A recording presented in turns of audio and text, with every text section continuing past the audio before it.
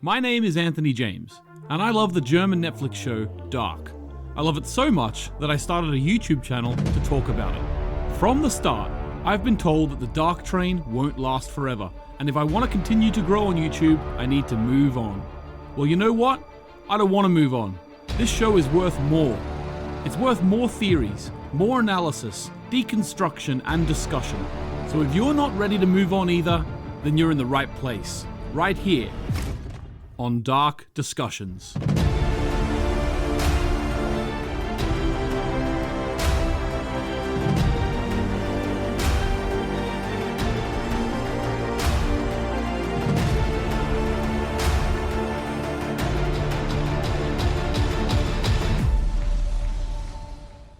Hello everyone, and thank you very much for coming back to the Culture Cave. It's been a long time since we did a Dark Discussions, but here I am with Toby Age.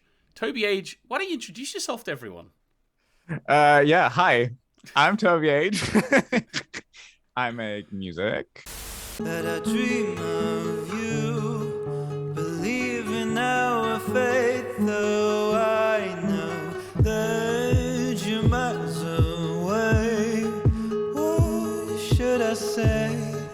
It's strange, but it's true. Oh, I still dream of you. And if I could unsee the past, I think I'd just do that. All that shit that no one knows, I think I got to class. And I watch Dark, like, a lot. Yeah, so that's your two things you do. You watch Dark a lot, Yeah. and you make music. And I make music. And That's it. sometimes he makes music about Dark.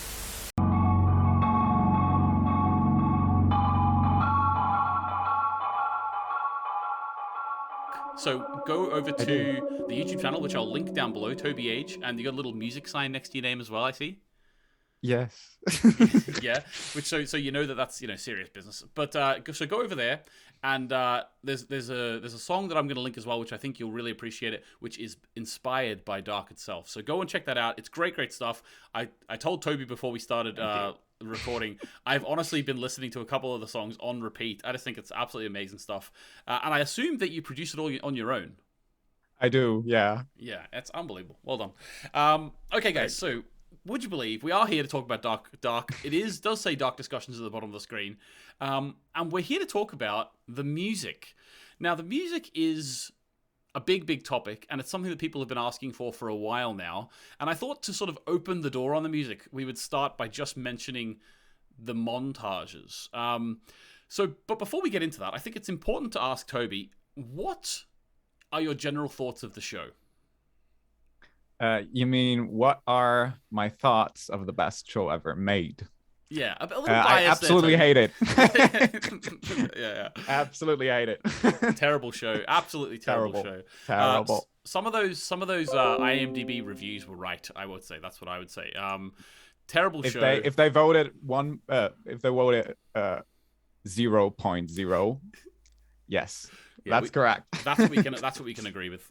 How funny would it be if I just came out as someone who hates this show now, and I was like, I was doing it for the sweet rep, and then I got like 2,500 subscribers or whatever, and I just like left, and then I started a channel talking about how much I hate this show. No, we do love it. Toby's joking around. We love this show. I want to ask you, just before we get into the music, I just want to ask you, what is your, sort of, when you think about Dark, what do you think about? Do you think about the central relationship of Jonas and Marta? Do you think about the complicated mathy stuff? Do you think about the atmosphere? What do you think about? The vibe, the atmosphere. The vibe, okay. Yeah, the vibe. The vibe. And this weird and eerie feeling of determinism. I don't know how else to explain it. It's the first show I've ever seen that talks about or portrays determinism and deterministic time travel in that extent.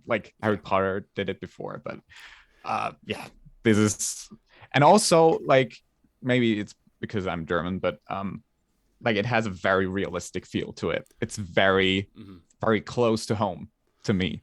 Okay. And that's very weird about the show. It's at some points even grotesque. Yeah, grotesque in how similar it is to Germany. Yeah, know how realistic it is, and at the same time how I don't know, it's just the time travel is so realistic that it scares you. Yeah. I know exactly what you mean, and it balances the line of being like really relatable, but also like what the hell is happening right now as well. Exactly.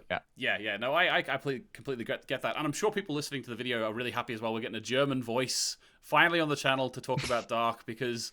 I know a lot of the listeners of the podcast and stuff are German based on us covering Dark, but it's good to actually get the opinion of a German person. I will say, Toby and I have talked in the future. We're possibly going to do a video talking about sort of the German aspects of the show, which I'm sure there are a lot of, and things that are going over my head. So that'll be a really good fun one to do as well. But without further ado, yeah, it'll be great. Without further ado, let us talk about the music. Now, guys, we could sit here and talk about the montage music all day. There's 25 of them. Toby counted for me.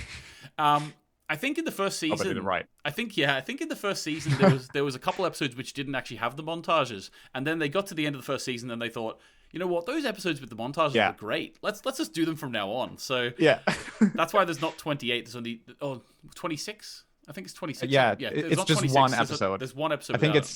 I think it's season 1, episode 7 that doesn't have one for some reason. Interesting, and that's actually that's the one right before they go to the 50s. So yeah. Okay, interesting. I wonder why they chose to do that. Maybe they hadn't fully locked down on the idea of doing the montages yet. Okay, so we'll start off talking about the montages. I've chosen 5. Toby has then given 2 honorable mentions, so we've really got 7 here to talk about, which I'm very excited to do. I chose the ones which I thought were the biggest story beats, I suppose, and then we've got a couple other ones thrown in there which are really, really awesome moments with some great music as well. So the first one I want to talk about is, I think, the iconic montage, and one which not most people, I didn't do a poll, but the one which a lot of people think might be the most memorable montage, and that is Agnes Obel, Familia, in the episode Past and Present, which is season 1, episode 3. Agnes Obel. I'd never heard of Agnes Obel before this show. Me neither. And I maybe it's bad of me, but I haven't actually looked anything else up about Agnes Obel. I just know that Familia is a great tune. What do you think? Yeah, same. Familiar is like the funny thing about the song. It's very meta because I like that song when I first heard it on the show sounded very familiar to me. Oh, really? I bet it. Like it was on TV at some point in an ad, but it sounded very familiar. So reading the title of the song was very funny.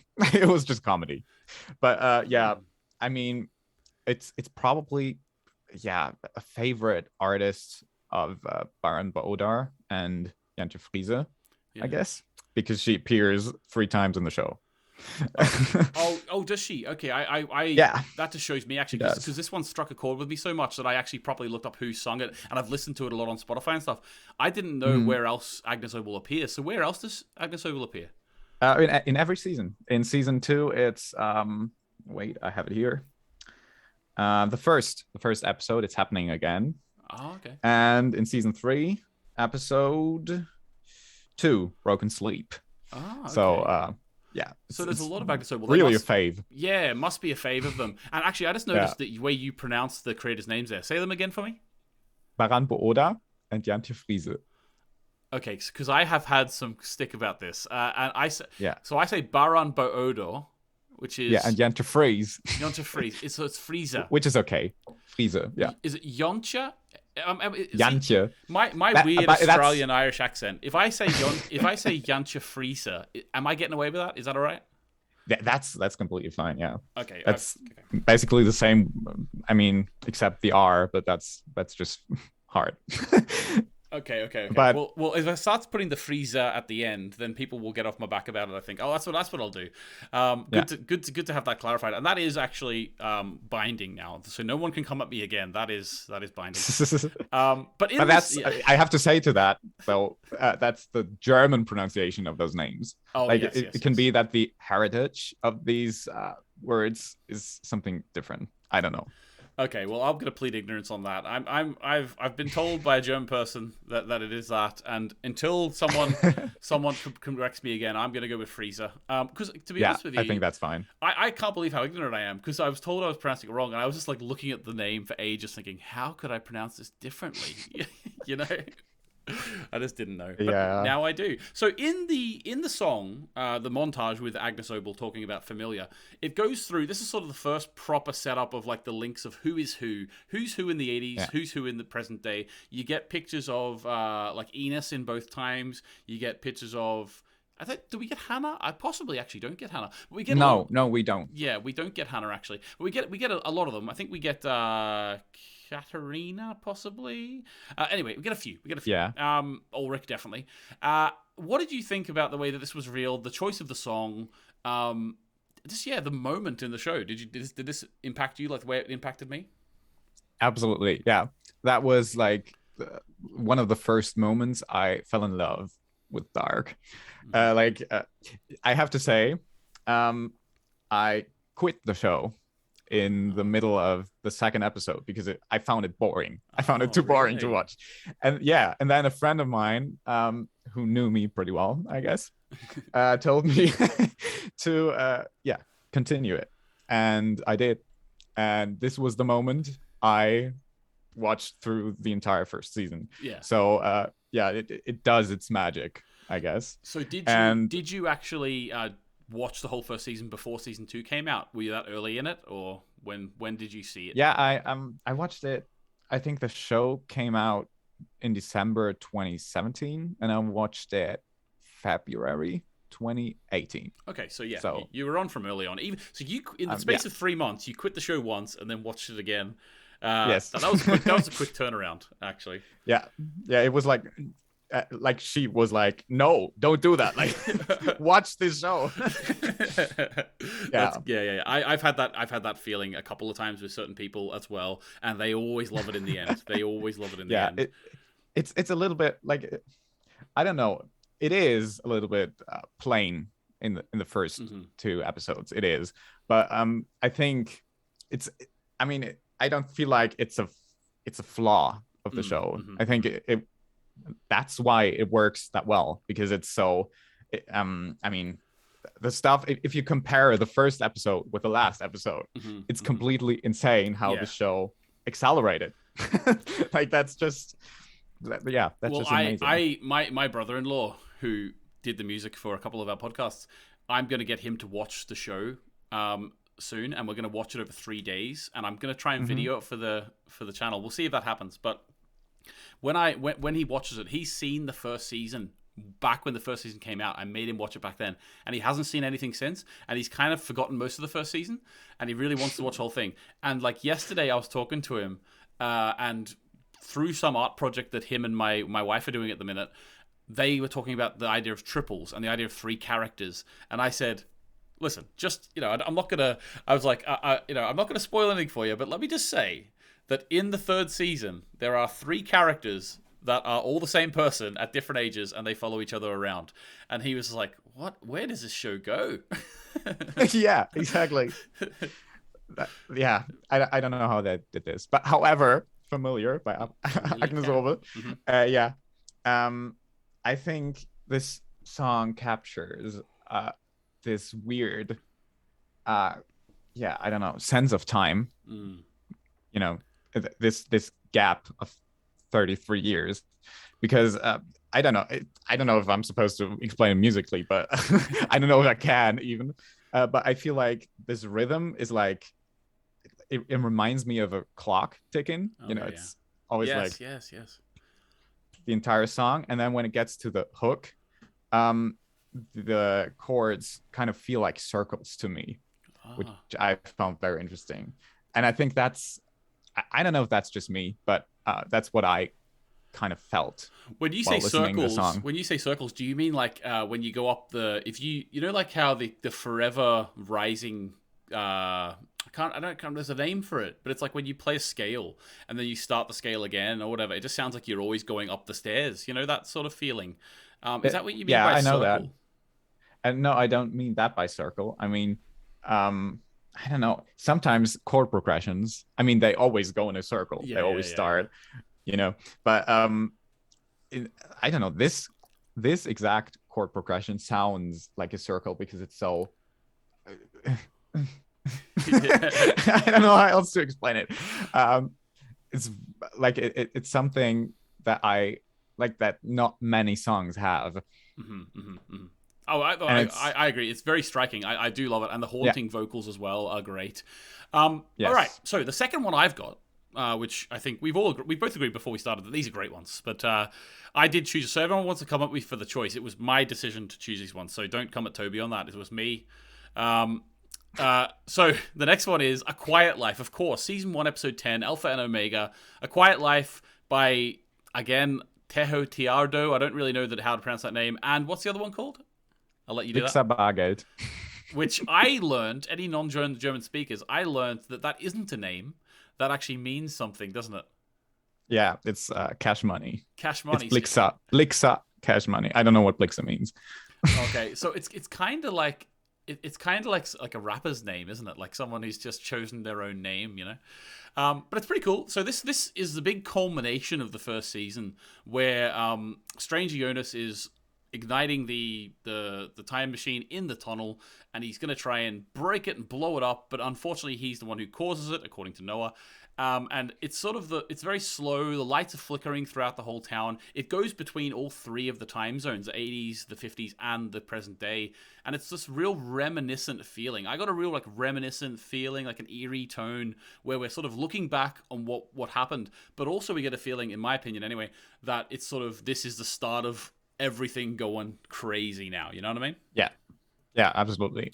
I also, I don't know why, but I feel like it's a little bit comforting, almost. Yeah, it is. Like it sounds like this is right. Like this is fine, which it isn't. But I don't know.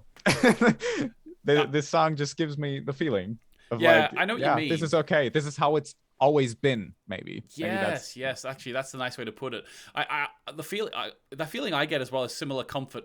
Once we find out who Stranger is, I've talked about it before on a podcast, but I really see in Andreas Pietschmann, who I'm sure I'm pronouncing wrong as well. That one's okay. Yay! Andreas Pietschmann. Yeah, Pietschmann. Yeah. So his performance as an older Jonas, as soon as he becomes that character, and we know it's that, I just feel a real warmth towards him, you know, because of how we feel towards Jonas, and him sitting in the tunnel in just like the hoodie. He's taken his jacket off now. He's just in a hoodie. And the fact that he's in a hoodie, he's dirty, he's been on this huge journey. And I just remember sitting with him in that while he's turning on the thing. His father's in the tunnel with him. He can see his father. Mm-hmm. And I remember just feeling to myself like, this man has been on a crazy journey. And I just felt like a real warmth towards him, you know? Yes, absolutely. Yeah. So, okay, so that was number 2. I think we can both agree that was a great end to the first season. The third one, I skipped most of the second season, but we're going to come back. We'll come back to the second season one more time later. But I've went for Peter Gabriel, My Body is a Cage for the third one. Unbelievable. What do you think of it? Yeah. I have to say, this is the episode that confused me the most in the entire show. Because people are going everywhere. When I rewatched it for the first time, I think, I was really confused because in the beginning of the episode, everyone is not where they are in the montage. Yeah. And even in the middle, they're still not. They're somewhere else now. And in the end, it comes together. And that's just, I mean, this moment alone without the music is already beautiful because everything comes together, everything connects. And then this music on top, holy moly. Amazing. Just the build. It's like a slow build of the real sort of my body. And it's slowly building. Yes. And then eventually at the end, he's literally screaming, screaming. Yeah. It's and then the touch between Elizabeth and Charlotte. And it's just it's so good. It's just so good. One of my favorite. I love as well. They repeat the repetition of the line "My body is a cage" as well. To me, although maybe not literally translatable to one of the characters, the idea of their body being a cage, but just the feeling of your life is a cage. I can't get out. It's all predetermined. I don't know. You know, it just really spoke to me. That repetition of that line over and over and over again. You know. Yeah. And it's a song that you don't hear very often. The feeling the song has and the voice.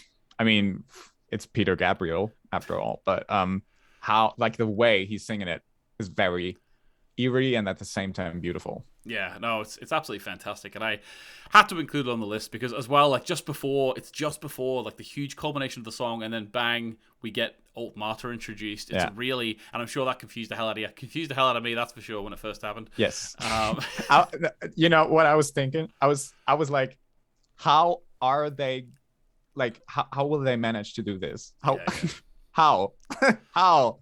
And they did. Yeah, they did. They did. Amazing. According to 99% of the fan base, they did. They did. But I've been on some chats with people on Reddit recently where they didn't. They think they didn't, but you know, all respect to them. All respect to them. But I will always fight the corner of this show. Number four. Asif Avadan, the Labyrinth song, season 3, episode 4, The Origin. Not a song I'd heard before. A song that Conrad will not accept. Conrad will not accept that this wasn't written for the show. Yeah, could be true. I mean, the same. I think Conrad would say the same about A Quiet Life. Yeah, potentially. Yeah. It is actually perfect as well. Yeah. I would say the same about Nina's song Irgendwie Irgendwann. Irgendwie Irgendwo Irgendwann. Yeah. Which is also very, very strange. Like it's strange that it's so accurate to the show. Although I've talked about it before, that song, even though it's not a montage song, obviously, but that song, it's like weird how they can build in the idea of nostalgia through that song. Like I'd never heard that song before, but all of a sudden, like at the end of season 1, when like Helga's driving around the road and he's listening to that in the car, I'm like, oh, it's just like old times, you know? yeah. Exactly. Yeah, it's beautiful. I cannot listen to that song anymore though without thinking about Dark and being scared of it. Oh, really? But that's okay. That's all right. It's not a bad show to have that. Is that a song you were familiar with before the show? Then is that like a big pop one from Germany? Then it is. Yeah, awesome. Okay, so The Origin. This episode was the Labyrinth song. Obviously had Jonas and Marta eventually joining together, creating The Origin.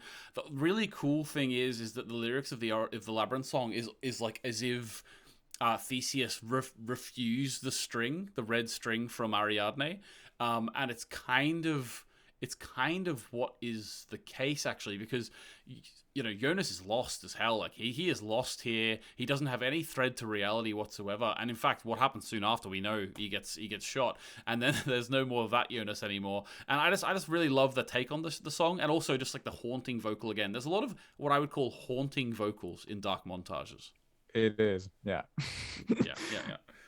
Really like wailing banshees, you know? Yes. Okay, and then my last one I chose, before we get into the 2 honorable mentions. This is not a top 5, so I don't know why I'm saying honorable mentions. The Soap and Skin, What a Wonderful World. The last montage, the part where they're all disappearing Thanos style into the ether. What did you think of this one?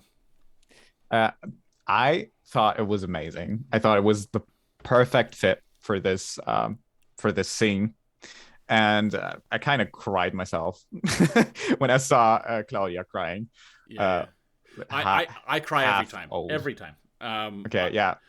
I'm a big crier on TV shows. Like I've actually, as I'm getting older, I'm 30 years old now. As I'm getting older, I'm finding that I'm crying more often, even now, than I used to. I don't know why. Maybe there's just more that I have experienced, so therefore there's more that touches me. I don't know, but there's just, I am crying all the time. And Dark made me cry a lot, especially at this part. Like the idea that it's so bittersweet. It's interesting to say it's bittersweet, because it's not bittersweet for the characters. In my opinion, it's bitter for one set of characters and sweet for another set of characters. Yes. You know, it's a weird it's bittersweet for the audience, but it's bitter for one, sweet for the other. Yeah. Absolutely. And I also love like the moment when Jonas and Marta are like holding hands, and I was like, please say this sentence, and they did. This perfect match. How is it exactly? Yeah. Yeah, you're a perfect match. Ich finde, wir passen perfekt zusammen, glaub nie etwas anderes. When they said that, of course, you listen. You know the German. You got me. Yeah. That was it for me. Have you went and listened to any of the English dub? It's a little bit. Like when I heard you talking about it on the After Dark podcast, I was like, I need to listen to that. Yeah. There's some weird moments in it, to be honest with you. Yeah. There are some weird moments in it, but But it's not that I've watched the entire show oh no. in the dub. To be honest with you, neither have I, because I didn't watch the final episode. I think that was a big thing that I did on the podcast, where what the dub was, that there was no chance I was watching the final episode in dub. No chance. I don't want to sully it in any way in my mind.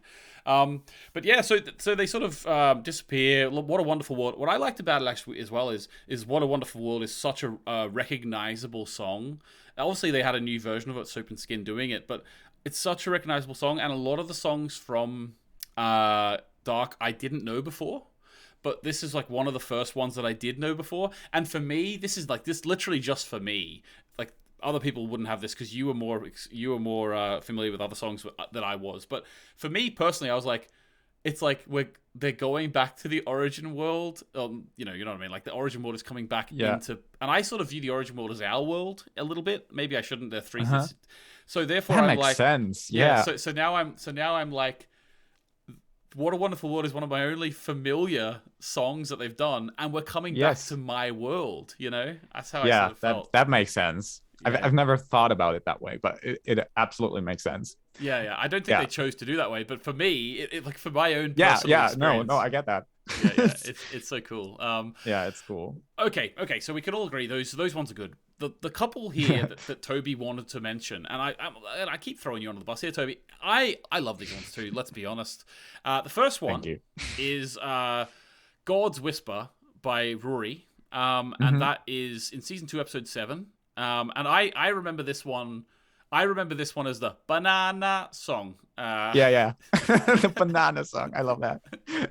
Yeah. This one's really interesting. It's like sometimes they chose ones, like they also have the one where they're like, the breathing in the first season, the breathing, the song. Yeah, that one. I sing that, by the way. I sing that all the time. And annoy people with it. I'm like, I don't know, going somewhere and I'm like, and so, but it's just great. I love that. In this pandemic world we live in, has anyone turned around to you and said to you, "Are you okay? Have a light and breath?" Okay. No, actually, no one did.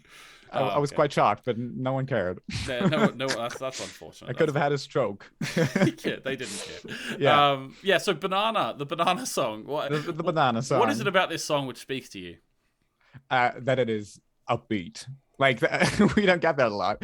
I think there are two songs that are upbeat in the entire show, and I don't know. It's kind of sarcastic. I feel like this song is upbeat in a sarcastic way. It's like, woo, like laughing through the pain.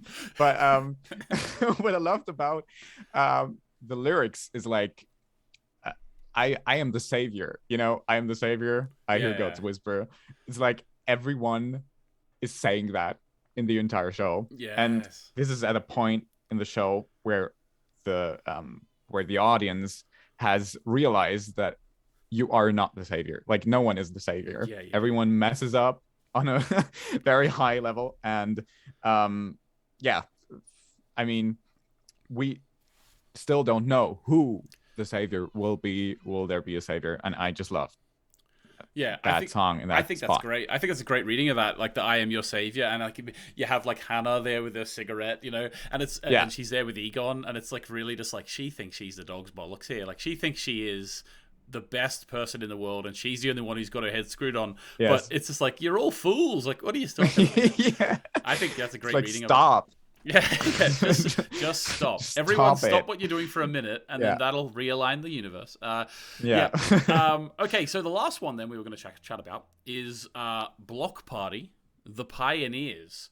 And this is the one which is just after, in season 3, episode 6, just after Eva sends her minions out to do the bidding, and you see them all doing things. Like, you see old Egon going and getting a pregnant Hannah, well, a just recently not pregnant Hannah. I think, are you technically still pregnant if the baby has passed away inside you? I don't know what the term is. I really don't. Me neither. No doctors here, but no doctors here. Then we have young Bartos going and doing his thing. We have just like lots of different Eva's minions going out and doing their thing. Why did you want to mention this one? Um, yeah, personally, I love the song.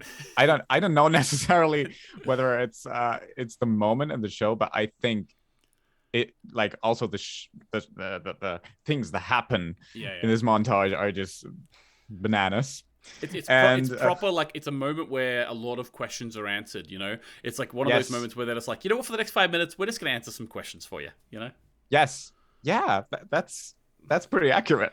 Yeah. And I also love, I don't know, when I listen to the song, I mean, it could well be that I just love that song because it was in the trailer. Mm-hmm. And I've watched the trailer so many times that when it appeared in the show, I was like, yeah, there it is.